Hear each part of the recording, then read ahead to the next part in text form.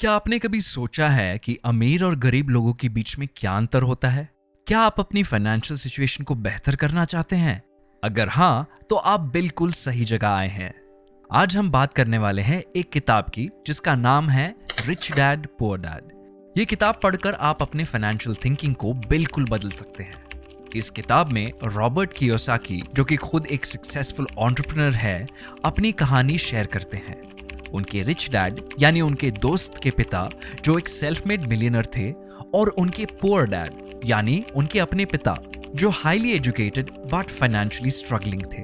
तो चलिए दोस्तों, रिच डैड पुअर डैड की कहानी को समझते हैं और अपने फाइनेंशियल गोल्स को पाने की तरफ बढ़ते हैं। शुरू करते हैं। सेक्शन 1, कहानी का आरंभ। दोस्तों, ये कहानी है एक लड़के की जिसका एक है धनी पिता और एक है गरीब पिता। आप सोच रहे होंगे, अरे यार, ये तो कहानी शुरू होने से पहले ही सस्पेंस में डाल दिया। लेकिन सस्पेंस बना रहे हैं ताकि आप जरा ध्यान से सुनो। आप सोच रहे होंगे, अरे भाई, इतने सारे पिताजी, ये कैसा है? वेल, ये कहानी है थोड़ी हटके पिताजियों की। गरीब पिता हमेशा जॉब करके अपना गुजारा करते हैं। वो ऑफिस जाते हैं, 9 to 5 ग्राइंड करते हैं और घर चलाने की कोशिश करते हैं, लेकिन वो पैसे कमाने के बारे में कुछ अलग सोचते हैं। फिर है धनी पिता, जिनका काफी पैसा है और वो अपना काम खुद चलाते हैं। आप सोच रहे होंगे, भाई, अब तो इसकी लाइफ सेट है ना? लेकिन यहाँ ट्विस्ट है। धनी पिता पैसे के बारे में बिल्कुल अलग सोचते हैं। दोनों पिताजियों के सोचने का तरीका है बहुत अलग। गरीब पिता सिर्फ जॉब और पेचेक पे निर्भर है, जबकि धनी पिता खुद का काम करते हैं और अपने पैसे को कंट्रोल करते हैं। अब आप बताओ, कौन से पिताजी है स्मार्ट? इस कहानी में सस्पेंस तब बढ़ता है जब गरीब पिता अपने बेटे को यह समझाने की कोशिश करते हैं कि काम करके पैसा कमाना सबसे इंपॉर्टेंट है, लेकिन धनी पिता अपने बेटे को कुछ और सिखाते हैं। अब सस्पेंस है या नहीं? दोनों पिताजियों के बीच में ये खेल कैसे खेला जाएगा और लड़के को क्या सिखाया जाएगा, ये हम आगे के सेक्शंस में जानेंगे। Section 2, assets versus liabilities. आपके घर में कौन है राजा? दोस्तों, आपने कभी अपने घर में राजा की बात की है? राजा कौन है आपके घर में? आप सोच रहे होंगे, भाई, मेरे घर में तो मैं ही राजा हूं। लेकिन यहां पे हम बात कर रहे हैं पैसे की राजा की।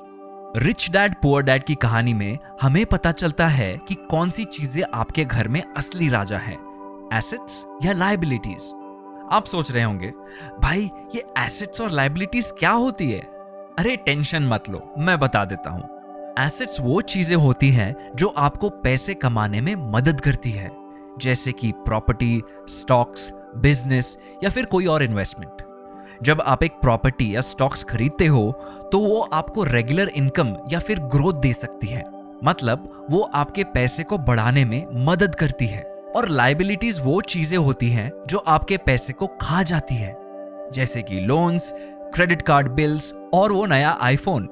जब आप लोन लेते हो या बिल्स भरते हो तो वो आपके पैसे को खा जाती है और फिर आपको बस उन्हें चुकाना पड़ता है।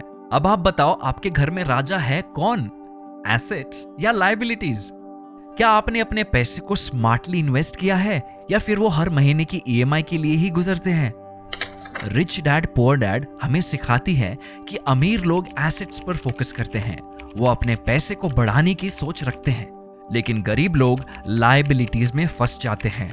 वो अपने पैसे को बस बिल्स और कर्जा भरते भरते खर्च कर देते हैं। Section 3, work to learn not for money. पैसा कमाने का सही तरीका। जब हम लोग काम करते हैं तो हमें पैसे कमाने की जल्दी होती है, लेकिन इस किताब में रिच डैड ने एक बहुत ही इंपॉर्टेंट बात बताई है, work to learn not for money. मतलब काम करते समय हमें पैसे कमाने के बजाय नए स्किल्स और नॉलेज सीखने पर फोकस करना चाहिए। सोचो, अगर हम काम करते हैं लेकिन सिर्फ पैसे कमाने के लिए, तो हम कभी भी वो सैटिस्फैक्शन और ग्रोथ नहीं पा सकते जो हमें काम करके सीखने से मिलती है। अगर हमें अपने स्किल्स और नॉलेज पे ध्यान देना है तो हमें अपने काम को प्यार से करना चाहिए। आप सोच रहे होंगे, काम प्यार से? जब तक पेचेक मिले काम तो करना ही पड़ेगा ना। लेकिन हमें अपने काम को सिर्फ एक मजबूरी समझना नहीं चाहिए। अगर हम प्यार से काम करेंगे तो हम उसमें क्रिएटिविटी, डेडिकेशन और ग्रोथ ला सकते हैं। रिच डैड की बात समझिए। वो कहते हैं कि अगर हम सिर्फ पैसे के पीछे भागते रहेंगे तो हम कभी फाइनेंशियली इंडिपेंडेंट नहीं बन सकते। लेकिन अगर हम अपने काम को लर्न करने का एक मौका देंगे तो हम अपने आप को और भी ज्यादा वैल्यूएबल बना सकते हैं। तो आप सोचिए, क्या आपका काम प्यार से किया जाता है या फिर मजबूरी से? अगर आप अपने काम में इंटरेस्ट नहीं ले रहे हैं तो शायद वो आपको सिर्फ पैसे दे रहा है, लेकिन ग्रोथ और सेटिस्फैक्शन नहीं। Section 4, mind your own business. आपका असली बिजनेस क्या है? रिच डैड ने एक बहुत ही वैल्यूएबल बात बताई है। आपका असली बिजनेस क्या है? आप सोच सकते हैं, भाई मेरा तो जॉब है, वो ही मेरा बिजनेस है। लेकिन नहीं, रिच डैड इससे और गहरी बात कर रहे हैं। रिच डैड कहते हैं कि जॉब सिर्फ एक जरिया है पैसे कमाने का, लेकिन अपने असली बिजनेस का ध्यान रखना हमारे हाथ में होता है। आप अपने जॉब में काम करते हैं, लेकिन अपने असली बिजनेस को भी डेवलप करना चाहिए। असली बिजनेस वो होता है जब हम अपने पैसे को स्मार्टली इन्वेस्ट करते हैं, जैसे कि रियल एस्टेट प्रॉपर्टी खरीदना, स्टॉक्स में इन्वेस्ट करना या अपना खुद का बिजनेस शुरू करना। ये सब हमारे असली बिजनेस के हिस्से होते हैं। अगर हम सिर्फ जॉब पे डिपेंड करते हैं तो हमारी फाइनेंशियल फ्रीडम पर कभी कंट्रोल नहीं रहेगा। लेकिन अगर हम अपने असली बिजनेस पर फोकस करेंगे तो हम अपने पैसे पर कंट्रोल रख सकते हैं। तो आप बताइए, आपका असली बिजनेस क्या है? क्या आप सिर्फ जॉब पे डिपेंडेंट है या फिर अपने असली बिजनेस को भी डेवलप कर रहे हैं? Section 5, the importance of financial education. पैसा कमाना कोई छोटी बात नहीं। अब हम इस कहानी के एक आखिरी कॉन्सेप्ट की बात करते हैं। हम स्कूल और कॉलेज में तो पढ़ लिख कर आए हैं, लेकिन जब बात आती है पैसे की मैनेजमेंट की तो हमें प्रॉपर एजुकेशन नहीं मिलती। हम लोग स्कूल में ट्रिगोनोमेट्री, हिस्ट्री और जियोग्राफी पढ़ते हैं, लेकिन बेसिक फाइनेंशियल कॉन्सेप्ट्स जैसे कि सेविंग, इन्वेस्टिंग और डेट मैनेजमेंट का ज्ञान हमें स्कूल में नहीं मिलता। लेकिन यही कॉन्सेप्ट्स हमारे फाइनेंशियल फ्यूचर को शेप करते हैं। अगर हम फाइनेंशियल एजुकेशन नहीं लेते हैं तो हम अपने पैसे को कंट्रोल नहीं कर सकते। हमें पता होना चाहिए कि कैसे अपने पैसे को बढ़ाना है, कैसे डेट को मैनेज करना है और कैसे अपने फ्यूचर के लिए सेविंग्स और इन्वेस्टमेंट्स करने हैं। आप सोच सकते हैं, भाई ये तो कॉम्प्लिकेटेड है, हमारा तो काम है जॉब करना और फाइनेंशियल एडवाइजर्स है ना। लेकिन रिच डैड की बात यह है कि हमें अपने पैसे पर अपना खुद का कंट्रोल रखना चाहिए।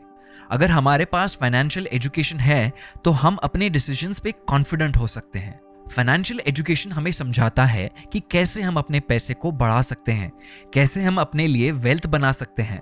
इसके लिए हमें बुक्स पढ़नी चाहिए, सेमिनार्स अटेंड करनी चाहिए और एक्सपर्ट से सीखना चाहिए। तो आप सोचिए, आपकी फाइनेंशियल एजुकेशन कितनी है? क्या आप अपने पैसे के मैनेजमेंट में कॉन्फिडेंट है? अगर नहीं तो अभी से शुरू करें अपना फाइनेंशियल एजुकेशन। तो ये थी हमारी आज की कहानी, रिच डैड पुअर डैड। ये किताब हमें पैसे समझने, सही तरीके से काम करने और अपने असली बिजनेस पे ध्यान रखने के बारे में सिखाती है। तो आज से ही शुरू कीजिए अपनी फाइनेंशियल एजुकेशन और अपने पैसे पर कंट्रोल रखिए। और अपने कमेंट्स में जरूर बताएं कि आपको ये वीडियो कैसी लगी और आपने इससे क्या सीखा।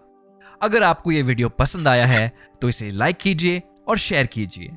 और अगर आपने अभी तक हमारी चैनल को सब्सक्राइब नहीं किया तो प्लीज सब्सक्राइब कीजिए ताकि आप फ्यूचर वीडियोस को भी मिस ना करें। धन्यवाद और मिलते हैं अगली वीडियो में।